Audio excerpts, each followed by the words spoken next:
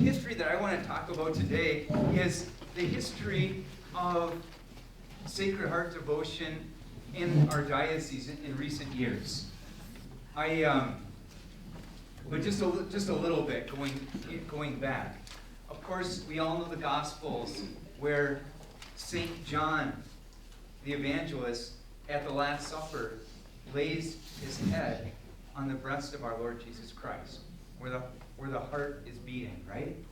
And we know, of course, that our Lord gave himself body, blood, soul, and divinity in the Holy Eucharist to us. And so where is the Sacred Heart beating today? In the Holy Eucharist. And our Lord actually, when he appeared to St. Margaret Mary Alacoque, told her to have an image of him sculpted, an image of his exposed Sacred Heart sculpted, so that people could gaze upon that image. But what she actually saw the image as is a kind of icon, so that if you can't get to church, for example, you look at the Sacred Heart and you think about the Holy Eucharist. Because it's in the Holy Eucharist where our Lord's Sacred Heart is beating for love of us today. And so, recent history, I guess, of Sacred Heart devotion. I know that in the 1920s, 30s, 40s, 50s, a lot of homes of the faithful in the Upper Peninsula, in around the country as well, were enthroned to the Sacred Heart of Jesus. I actually have a personal story about this. My grandfather died 2 Junes ago, and he was 96 years old. My grandma died back in 2000, and they had 12 children. My dad being number 8. My dad was born April 13th, 1954, I think. Yeah, 1954, because he's turning 61 this year. Yeah. And when we were cleaning out Grandpa's house, we found the, can I see this sheet here? We found this thing that had the family name and all the kids and everything back there. And sorry, and it was dated March of 1954. They had their enthronement when my grandma was 8 months pregnant for my dad. And when I was growing up, in the living room, there was always a huge picture of the Sacred Heart of Jesus and the Immaculate Heart of Mary. And I was always just wondering about why they had those two. And then I found Sacred Heart devotion myself. Now, I attended 8 years Sacred Heart Major Seminary in Detroit. I was ordained on June 11th, 2004, along with Father Rob Jerkovich. Yeah. I mean, how can you miss that man? That's right. People ask me, says, when he was ordained, he had hair. I says, why do you still have hair? I says, because I was getting better parishioners, I guess.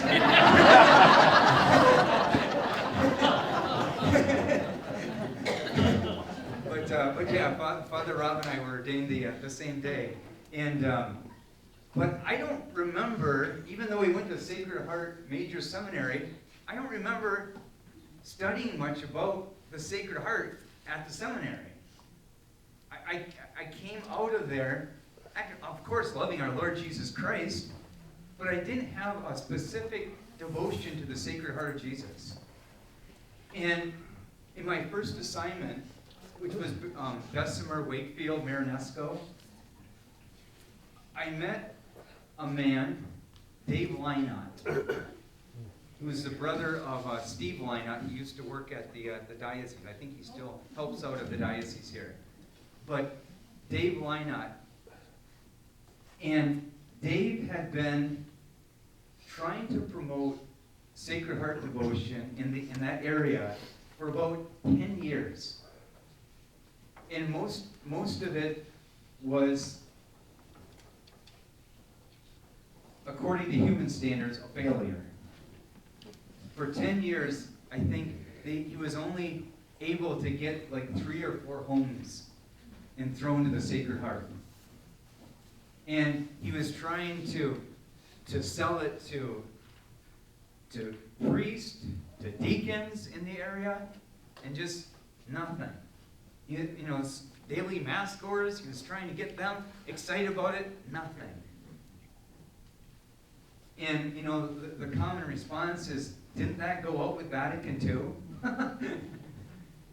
And actually, let me anticipate, you know, the response. No, it didn't.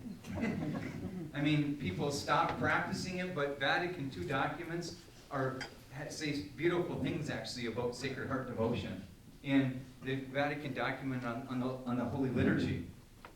But he was not getting anywhere with it. And then, like the last 2 or 3 months that I was there for 2 years as the assistant priest. He presented it to me. Probably think it's going to fall on deaf ears again. But by the grace of God, my heart was just totally open to it. And it was an amazing thing. My heart, as he was talking, and we talked for 2 or 3 hours at one point, and everything that he said was just kind of went into my heart and just fired it for the love of the Sacred Heart of Jesus. Dave has since died, and when I left there, I went to Escanaba, and almost right away I found 2 wonderful ladies. I don't even know if they're here today, but Sandy Boucher and Jan Tolfa.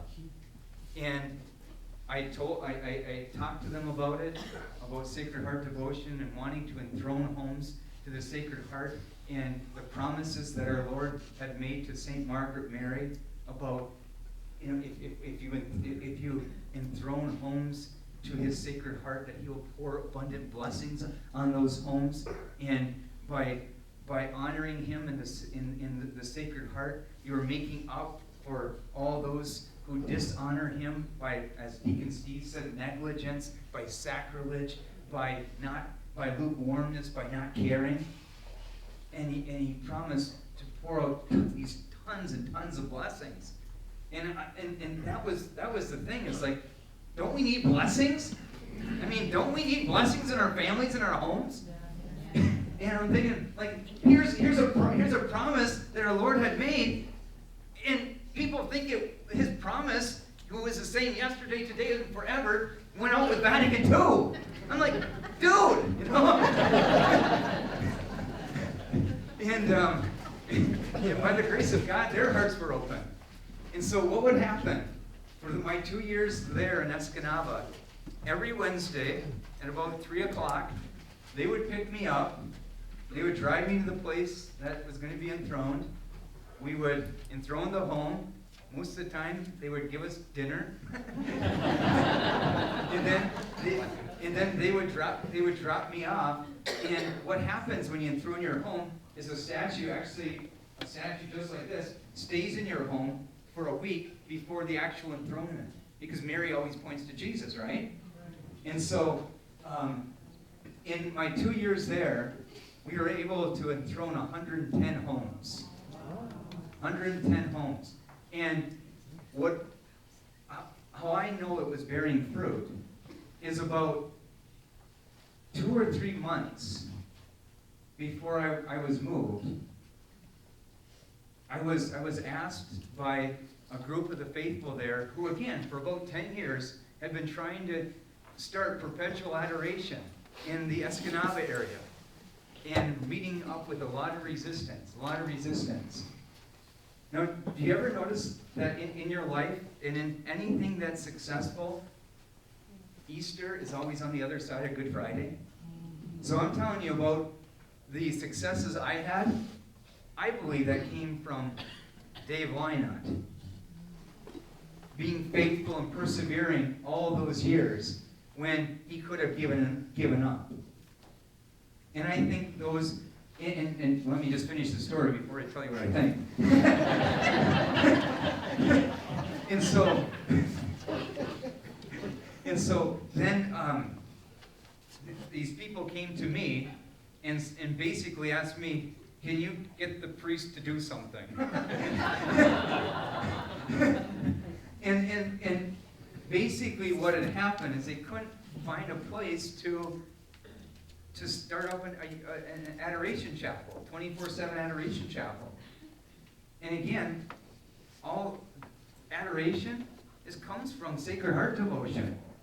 Because look at how many people receive our Lord in the state of mortal sin. You know, look at how many people our Lord has promised to bless families, and yet they want to do it their way or the world's way. And he's like, I'm over here, trust in me, honor me, I will bless your families.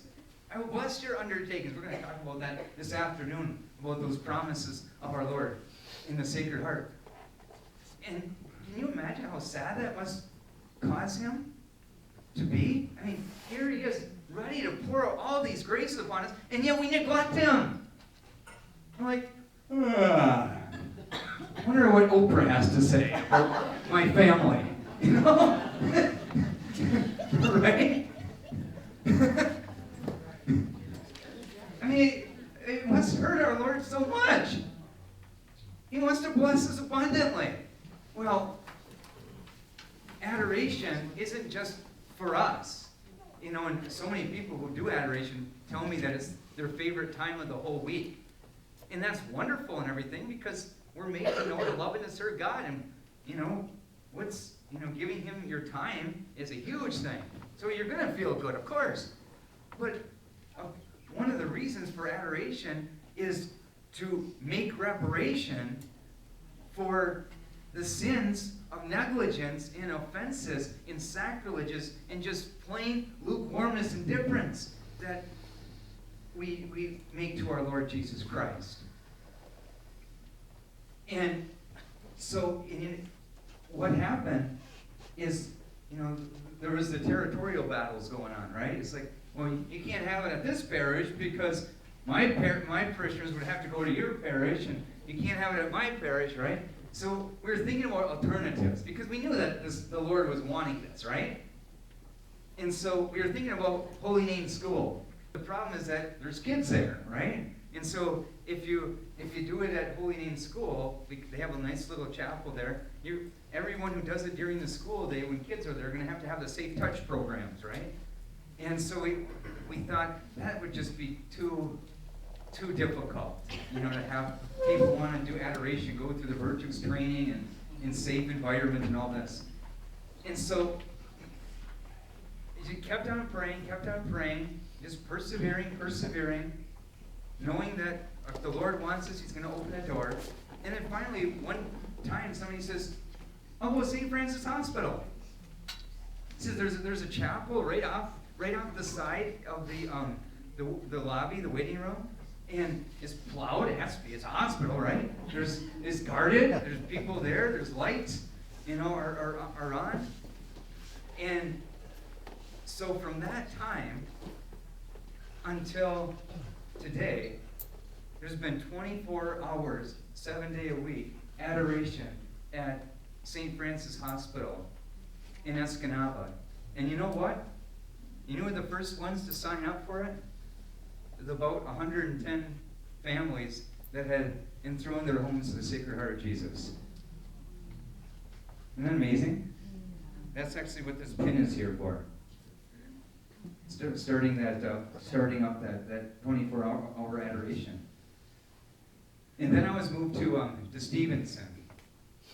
And Father Janusz Romanek, he was stationed in Escanaba at the time as an assistant, and so he kind of took up where I left off in Escanaba.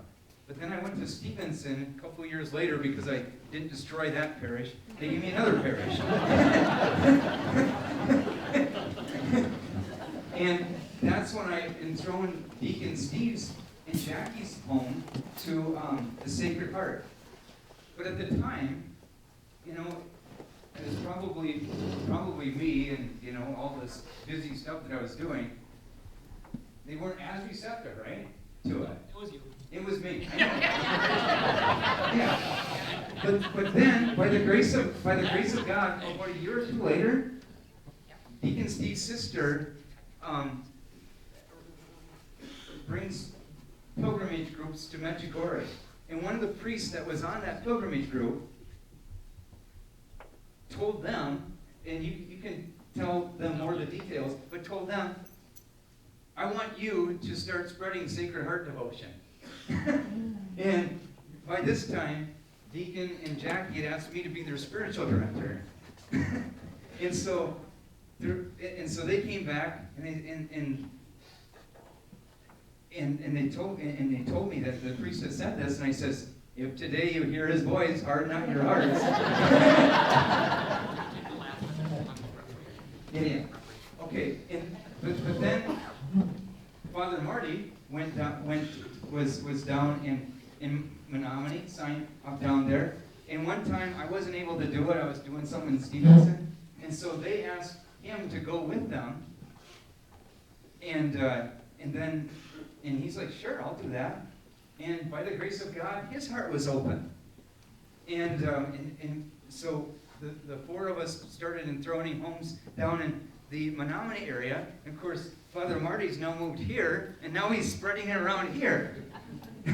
and then, of course, we get Bishop John, comes from Green Bay, which last year, the year before, consecrated their diocese to the Sacred Heart of Jesus.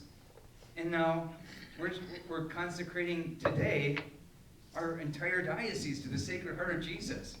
So do you think the Spirit is moving? Yeah. Exactly.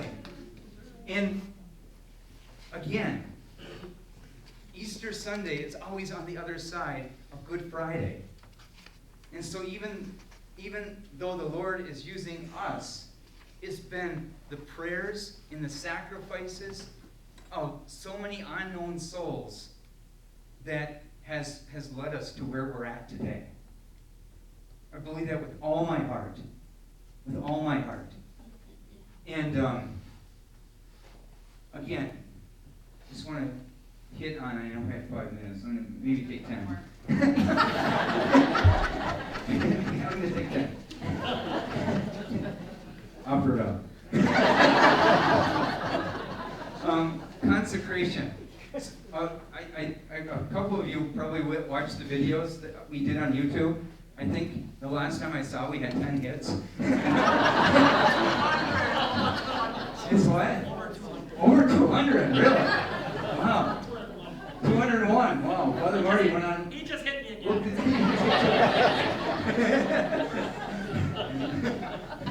We might be over 500 after today's done. Everyone have a free hit of Deacon Steve afterwards. Okay, but anyways, consecration. What does that mean? It means setting aside for a holy purpose.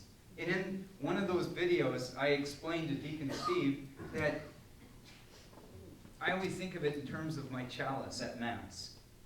My chalice at Mass was obviously made by a metal company, but then before I was ordained a priest, I asked our Bishop Garland to bless it.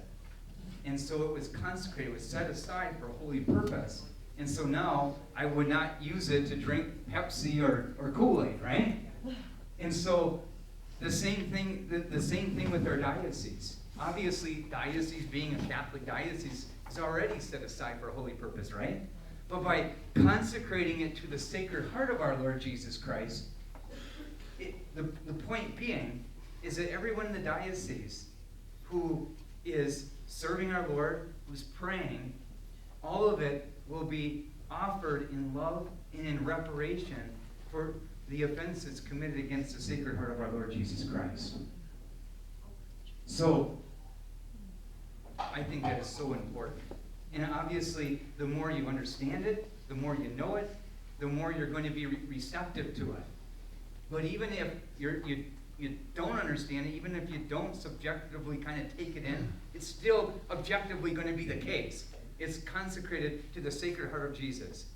And you'll see by the prayer that the consecration is always to Jesus through the intercession of our Blessed Mother Mary. People said, some people in their minds think that there's Mary over here and Jesus over there. No, it's all given to Jesus, or to Mary, and she always gives it and amplifies it, makes it nicer, and gives it to our Lord Jesus Christ. Father Marty's going to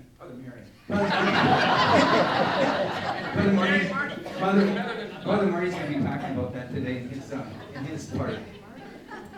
But let me just really quickly tell you a couple of things. First of all, reparation. It makes me so sad, like I was saying before, the indifference, the sacrilege, the lukewarmness, and how much that must hurt our Lord Jesus' heart so much. Because he wants to pour upon us abundant blessings. And of course, a lot of you hear that, and you think about, yeah, those other people, right? Judgmental people. But think about it. What's lukewarmness? Indifference. Where does it come from? St. Francis de Sales says this in his Introduction to the Devout Life. Unrepentant venial sin. Unrepentant venial sin. Because I like to think of it this way. Let's say this stand is God, right? Our Lord says, love God with your whole heart, mind, soul, and strength. We commit a venial sin. We're loving him with 98%. Now, most of us think venial unimportant, and so we don't repent from it. And the reason I know we don't repent from it is because we keep falling into it, right? There's part of us that like our venial sins, or we wouldn't fall into it. I think I told you last year that my worst food ever is tuna fish. I would never be tempted to eat tuna fish. Well, the reason why we fall into our venial sins is because it's not like tuna fish to us, right? We like them. That's why we keep on doing them. And so, we think, oh, those are unimportant. No, they're not unimportant. Our Lord saved us from all sin. If he hadn't saved us from one venial sin, we'd go to hell. Think about it. And if we're okay loving God with 97 or 95% of our heart, we're okay with not having 100% love for him. And that's what causes lukewarmness. Unrepentant venial sin in our lives. And I also think, for example, Bishop John has been talking a lot about the new evangelization. And this is where I'm going to transition into confidence. Bishop John has been talking a lot about the new evangelization. And what do we think when we hear that? Oh, I can't do that. I'm kind of shy. I don't know my faith as well. You know what you're saying? I have more confidence in my weakness than the strength of our Lord Jesus Christ. Right? That's what you're saying when before you even do it, you justify, I can't do that. And you're here today, and Sacred Heart Devotion is making up for that reparation, for that trusting in our own weakness more than in the Sacred Heart of Jesus. Isn't it hitting home now? Yeah, it is. Or, I've just been appointed as the new diocesan chaplain of the Knights of Columbus. I've taken Father Ben Paris's role after 7 great years of him doing that. But I go from Knights Council to Knights Council to Knights Council to Knights Council, and so many times they're arguing about some internal problems. I mean, think of what a sleeping giant the Knights of Columbus is in our diocese.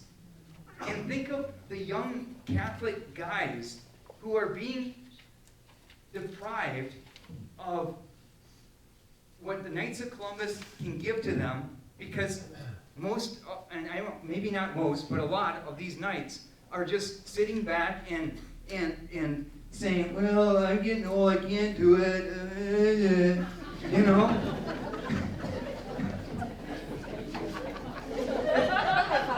Sacred Heart devotion is reparation for that. I mean, think of the young families that are being deprived of what the Knights of Columbus can give to them because of this apathy, of this lukewarmness. And it must hurt and sadden the Sacred Heart of our Lord Jesus Christ so much. I mean, the Knights of Columbus are sleeping giants. And by the way, I talked this week to our local Knights groups, and we just had 13 new guys come in. And there's like 8, 10, and they're younger guys. And for about a year, they were complaining about the real problem is our hall.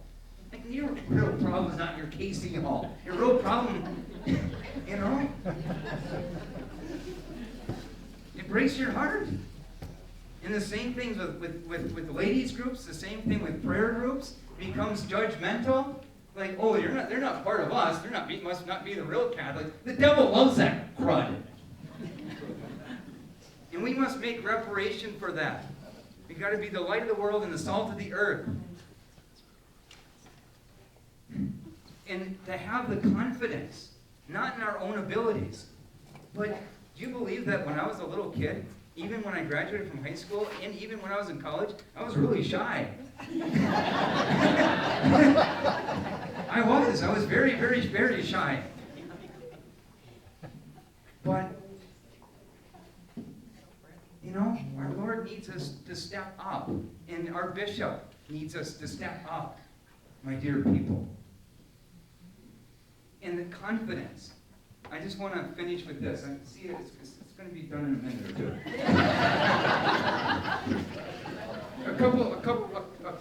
About a month ago, Father Mike Chenier put on a conference. Some of you were down there in Escanaba on evangelization. Really well done. Well, I was sitting at a at a table. I brought some of our youth from my new parish in Lance and Barriga. I brought a couple of the youth with me.